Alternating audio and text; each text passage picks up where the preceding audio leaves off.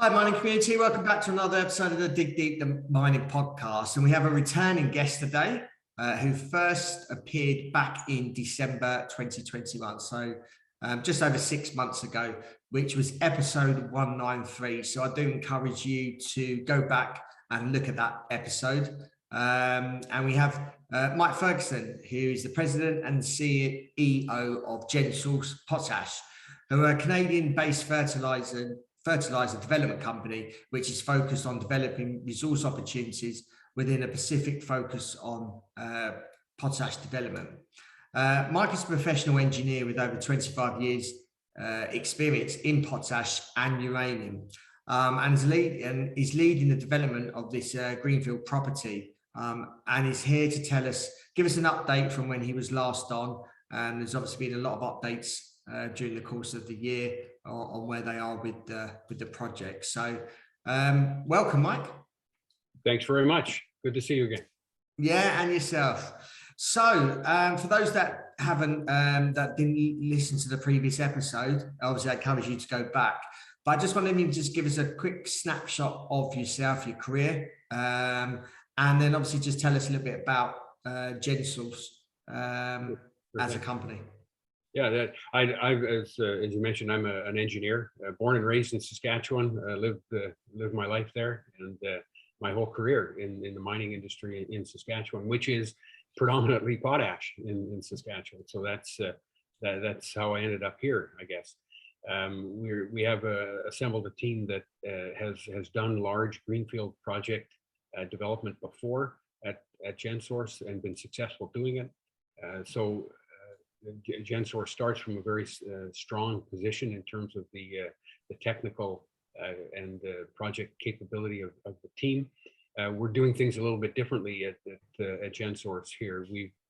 We're developing potash, but we're doing it in a modular and scalable fashion with an environmental profile at the core of what we're doing.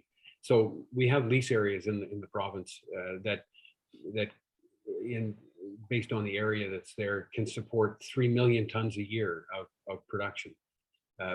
But the question is how you get there. And instead of a single large $5 or $8 billion project that takes 10 years to produce 3 million tons, we've chosen to approach it in a modular and scalable fashion. So our modules produce each 250,000 tons per year. So a small modular step that only takes 2 years to implement starts to cash flow, and then you add another module and add another module and add another module. So you step yourself into the larger scale production through a modular approach in a much more controlled CapEx and project environment, rather than a mega multi-billion-dollar mega project that are often very, very hard to control. You scale it down to these modular, smaller scale projects that are easier to control, gives you quick cash flow to start funding the next module, and you work your way into the larger production scenario that way. At the heart of it all, though, is the ESG profile. That the methods that we are pioneering here they're proven in various parts around the world. But this will be the first potash mine that leaves no salt tailings, has no brine ponds, and additionally, our water consumption is 75% less per ton of product compared to conventional solution mining.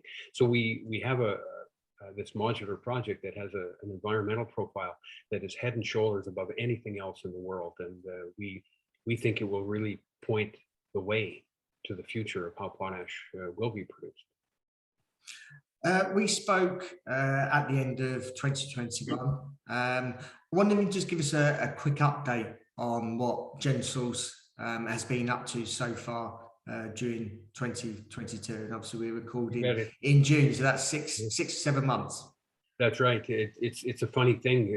It's only 6 months, but wow, the world is a different place, isn't it?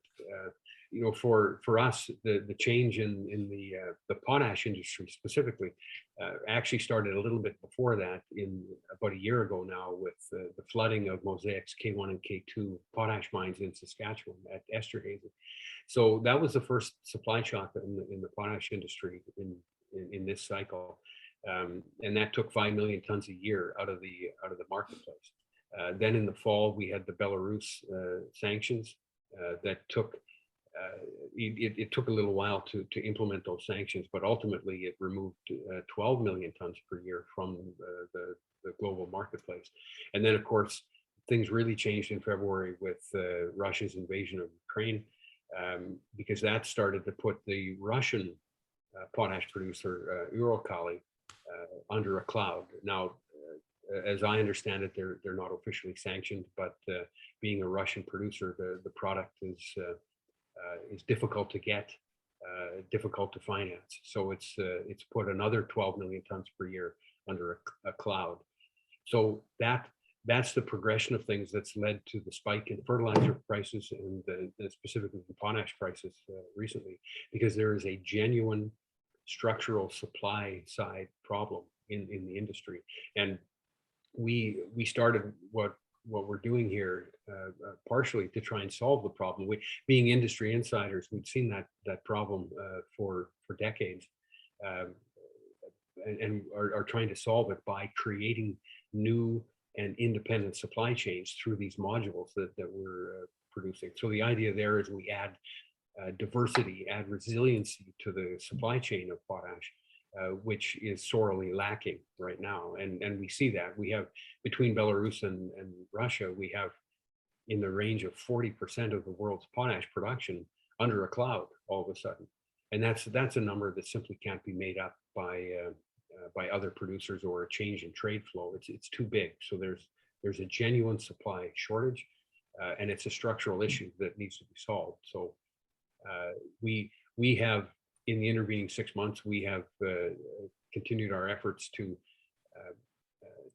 complete the financing for our first modular project, which is the Tugaske Project. And amidst the difficult financial market situation, we're making good progress on that front. So we hope to have it announce some financing for that in the near future, and get that first module into production. So that's our sole focus right now. Yeah. At the same time, though, given the circumstance in the world around potash supply, there's been an enormous increase in interest in our model. We have interest coming in from all parts of the world to try to create their own supply chains, right? So now all of a sudden, with the Russia situation, the whole world can see the problems, the structural problems in the supply side of the potash industry, and people are starting to react. So we're fielding those discussions at the same time around a second project, a third project, a fourth project, to start adding modules and adding these diversifying supply chains to the industry.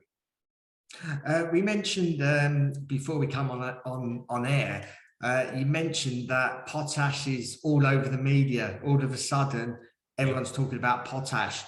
What are some of the things the media is saying, and I suppose what message are they trying to get across around potash?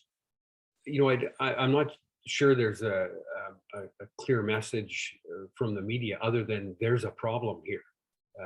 You know, because of the curtailment in supply and the spiking of prices, and the link that it has as one of the three main fertilizers. There's a direct link to food production, and you know, food production and food security has become a really big issue in the last several months, and it's fundamentally, it starts with the Russia-Ukraine war, because both Russia and Ukraine are large exporters of grains, and those grains are hindered from getting to export markets. So there's a genuine concern around getting food out to where it needs to get to, and when you add in the fertilizer issues on top of that, not just potash, all fertilizers are having a bit of trouble right now, but potash particularly, that just exacerbates the food problem, because it goes to as it gets more expensive, farmers only either cut back acreage or reduce application of fertilizers, and that has an impact on future yield. So it starts to look like we're forecasting smaller yields going into the future, which just compounds the problem on food security. So those messages are all kind of mixed together. The potash industry, I smiled when you said that it's in the news, because it's such an obscure industry. Most people don't even know what potash is, let alone that it's a mined product, or what the size and shape and consistency of the industry is that produces it.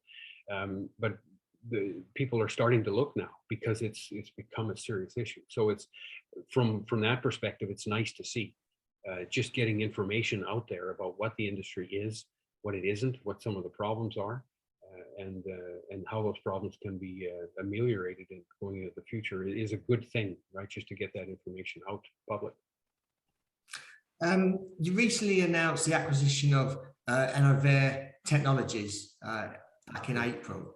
Can you tell us more about that acquisition? Yeah, absolutely. We've been working with Intervar technologies for since the beginning of our project development phase, and the decision was made that going forward, it's important for Gensource to own and control all of the IP. Gensource has its own IP. Intervar brings its IP to the mining and processing methods that we're using. And we felt it was a strategic decision to acquire Intervar and make that a core technology that's owned and controlled by Gensource going forward. So that was the fundamental driver for it. Okay. I wonder if you can just give us a quick update on the project, I suppose, for this year, where you're up to now. Yeah, absolutely. So I mentioned our main focus is completing the financing for the first project, Tugaske. In the background, of course, the world has changed in a lot of different ways over the last 6 or 8 months, and one of them is on supply chains in general and costs. So project construction costs are going up around the world. You can't hide from that. Steel price volatility. We have a lot of specialty metals, specialty alloys in our process. Those are very volatile and going up and down in price. So it's hard to pin them down. So we've spent, as we complete the financing, we've spent a lot of time and effort in engineering, nailing down the design, pinning down some of the key contracts that are part of the project. And coming up with a new project cost estimate. That's critical going forward, both for the financing parties, debt and equity, but also for ourselves, right? When you go into project construction, you want to make sure that you're comfortable with what you're doing. So that work's going on now. We expect to finish it over the summertime and have a complete and up-to-date cost estimate on the project. Obviously, we've just covered this, where food, obviously, security is becoming a global concern. Obviously, because of the war in Ukraine. How important is the role for Gensource, given the current circumstances? And what are you doing to help combat the food crisis? Yeah, so I think Gensource can play a key role in this. Both, we talked a little bit about diversifying and adding resiliency to the supply chain. That's important to have some diversity in the supply side, so that we avoid or mitigate as best we can the current situation where we have the second and third largest producer of potash in the world kind of behind a cloud, and their product unavailable to the market in general. But also, I think on a calendar basis, Gensource and its modular approach brings new production to the industry within 2 years, and that for a potash project, that is lightning fast. Most of these projects are 8 to 10 year large scale projects, and when when we can show new production, new tons into the marketplace within 2 years, and then very shortly thereafter, additional modules coming on stream, that adds that needed new supply as quickly as it possibly can be done. There's really no other faster way to bring tons to the market. You mentioned earlier that there's an undersupply of 40%. Is that correct? At the moment? Yeah, we have between the Belarusian potash producer and the Russian potash producer, they account for 40% of the world's potash production. And those ones, Belarus is, I think, it's formally sanctioned. The Russian producer is not formally sanctioned, but the product is not moving like it would normally move. So where will we make this up from? Well, that's do you have any? Yeah, we won't. That's kind of the simple answer. Some product will make it out of Russia, as we understand it. Product is making its way out of Russia in smaller tonnages, so that helps. But there's no way for the other producers to simply turn up the dial. The Nutrien announced the other day that they plan to bring on, I think it was 5 million additional tons. But the schedule is murky there, other than a statement in an article indicating that it would take years and billions of dollars of investment to bring that additional 5 million tons to market. So it's a difficult situation, and we see it as a structural issue within the supply chain that is not going to be solved very quickly. And is there any other sort of large-scale developments that you're aware of that are obviously like yourselves around the world that will hopefully make that shortfall less? Yeah, well, BHP has announced their entrance in the industry with their Jansen project here in Saskatchewan, and that's good. That adds a new supplier, but that's one of the large mega projects, right? They have somewhere in the range of $4 billion invested already. They've announced another almost $6 billion to complete it, and they started out forecasting, I think, 2027 production. They're trying to bring that back earlier under the current circumstances, but it's one of these long-term, very large-scale mega projects that just takes a long time to bring the product to the market. So that's the only, other than the Russian projects and Belarusian projects, that's really the only one in a good, solid, reliable jurisdiction that is on the horizon, other than Gensources' modular, scalable approach to bring tons to the market quickly. Obviously, ESG is a big factor that has been talking about obviously more recently over the years. What are your ESG initiatives and your approach to ESG with obviously your project? Yeah, it's the first question every investor asks about these days. So it's an important aspect, and it's baked into the DNA of what we're doing. We started this with the idea of using a form of solution mining that allows us to avoid salt tailings completely. So we create no tailings whatsoever, no brine ponds, no tailings. So those are the major environmental impacts.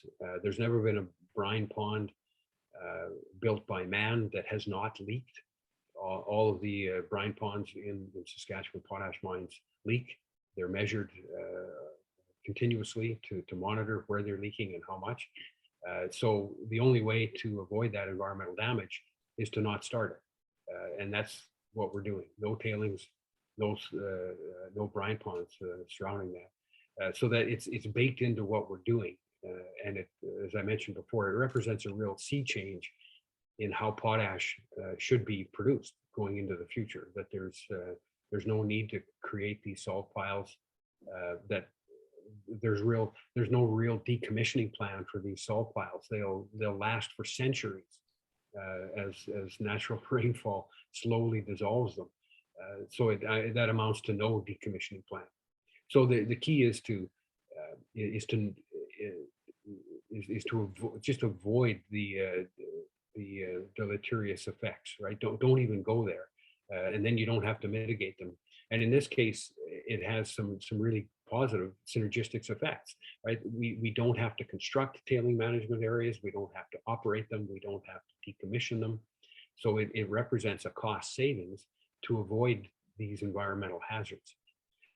And this, the Tugaske Project was provided with its environmental approval through the regulatory process without the need to create a full environmental impact assessment. We did essentially all of that work anyways, just to prove our point, but the regulator agreed that we simply didn't trigger any issues that would require a full EIA. So that is a first anywhere that we're aware of for a potash mine. So the whole ESG story is baked into what we're doing in the first place. With obviously everything that's going on in the world, how do you see the short to medium term outlook of the potash industry, so over the next 2, 3, 4 years? We see prices staying high as there's continues to be a structural supply shortage, and there will be new production come on. The existing players will add production as they can. BHP and its large project will come on eventually towards the end of the decade here, and I think all we can do is hope that each producer around the world does its best to fill up the supply gap in the short term until new capacity comes on in stable jurisdictions that start to ameliorate this structural supply issue that we've got. And concluding, I just wonder what the outlook is for Gensource for the remainder of the year, and any last thoughts that you may have. Yeah, thanks for that. So going forward, we will complete our Tugaske financing and launch that project into full execution mode. And it's our hope that at the same time, we will also be in a position to formally discuss a project 2, quote unquote, a project 2, a second project in a different jurisdiction, so that we can start the process towards this modular approach to add production that will be focused towards a new market. Of course, Tugaske is through our partner Helm, is marketing its product into the United States, and project 2 will have a different market, but we hope to before the end of the year have be able to formally discuss what that project is and show our shareholders that this modular approach does generate additional projects and additional tonnage. It's good for Gensource, it's good for the potash industry, it's good for the world to diversify the supply base and add new tons to the market. Mike, really appreciate your time and give us an update, and obviously wish you well for the rest of the year. Maybe you want to come on end of the year, beginning part of next year, with an update, and obviously an update on the project. For those that have any questions or want to find out more about Gensource, how can they go about doing that? What are your social media channels? Are you on any? Yeah, we're out on Twitter and LinkedIn. You can find us there. You can just visit our website at gensourcepotash.ca, and there's some contact information there that you can get a hold of us. We're happy to talk to shareholders and interested parties. Yeah, we appreciate your interest. And we can include those in the show notes accompanying this as well, so easy access. So, Mike, wish you well for the rest of the year. And yeah, like you said, it's important. Potash is obviously important for food production, and like you said, there seems to be a really undersupply of potash, and it's needed, and that obviously it's needed to replace. Like you said, it's 40% down. It needs to be replaced. So hopefully, producers and potential developments out there can move ahead and maybe make up some of those numbers. Absolutely. Yeah. Thank you for listening. I appreciate if you can share this episode amongst people that you know, because obviously it's around food production and obviously all of us eat. So appreciate if you can share this episode amongst friends, family, and obviously others in the industry. So until next time, happy mining.